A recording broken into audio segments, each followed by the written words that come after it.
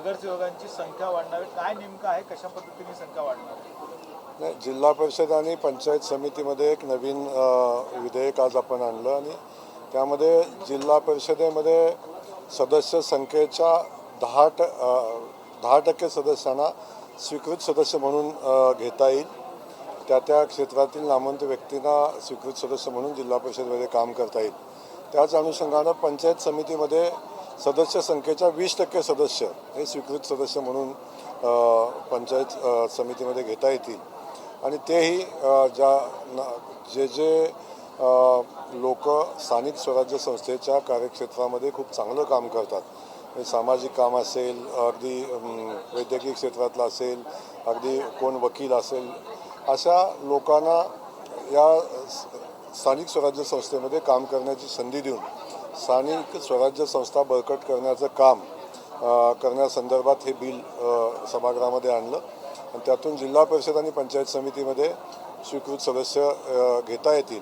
साधारण 34 जिल्ह्यामध्ये 201 जिल्हा परिषद सदस्य स्वीकृत म्हणून घेतले जातील आणि पंचायत समितीमध्ये साधारण 806च्या आसपास पंचायत समिती सदस्य स्वीकृत म्हणून या संस्थांमध्ये घेतले जातात. प्रामुख्याने ज्या पद्धतीने त्या नगरसेवकांना, ज्या सदस्यांना जो काही तिथे निधी असतो तसाच निधी या सगळ्या सदस्यांना दिला जाणार आहे का, काय नेमकं असणार आहे? कारण की ज्यावेळेस कामं करायचे असते त्यावेळेस एक निधीचा प्रश्न निर्माण होतो. स्वीकृत पंचायत समिती सदस्य आणि स्वीकृत जिल्हा परिषद सदस्य यांना निवडून आलेल्या जिल्हा परिषद सदस्या इतकेच अधिकार राहतील. फक्त त्यांना कोणत्याही निवडीच्या प्रक्रियेमध्ये मतदान करता येणार नाही.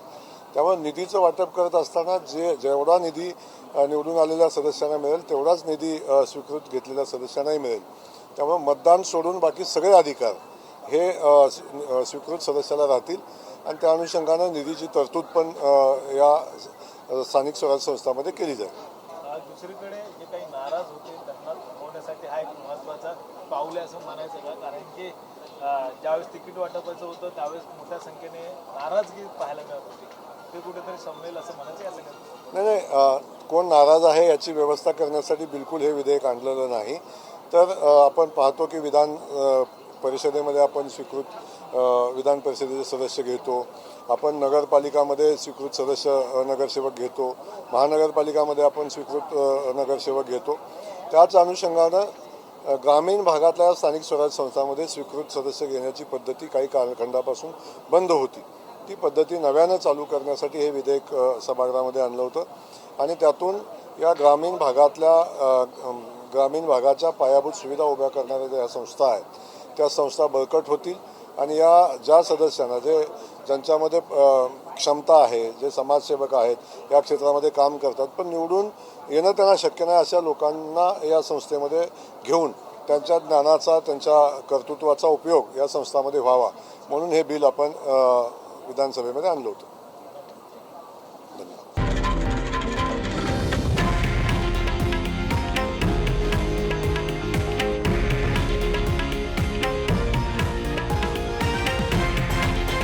हे आहे देशातील नंबर 1 न्यूज नेटवर्क आणि आपण पाहत आहात TV9 मराठी, एकमेव.